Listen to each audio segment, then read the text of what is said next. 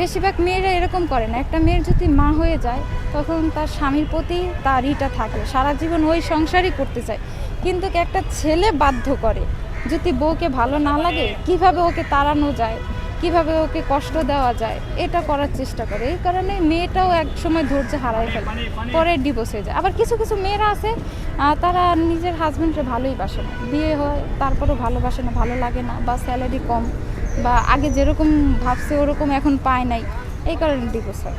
আচ্ছা, একজন ছেলে কিন্তু লুঙ্গি এবং গেঞ্জিতে কিন্তু স্বাভাবিকভাবে থাকতে পারে আর কি, স্টাইলভাবে, কিন্তু একজন মেয়েকে কিন্তু ছেলেদের হ্যাঁ, কারণ হচ্ছে সে যদি সত্যিকারে ভালোবাসে তার বউকে, তাহলে সে এলোমেলো থাক আর মাথায় তেল দিয়ে চিপচিপ করা থাক, তাতে কোনোই যায় আসে না। সে তো তাকে ভালোবাসে, তাই না? তো তাই সে যেরকম সেভাবেই সে মানায় নিতে পারবে। আর যে ভালোবাসে না তার একটু এলোমেলো দেখলে সে মানে চলে যাবে। এটা তো আপনি উল্লেখ করলেন, আমি সেটার প্রেক্ষাপটে আমি প্রশ্ন করছি। আপনি বললেন যে যখন রিলেশন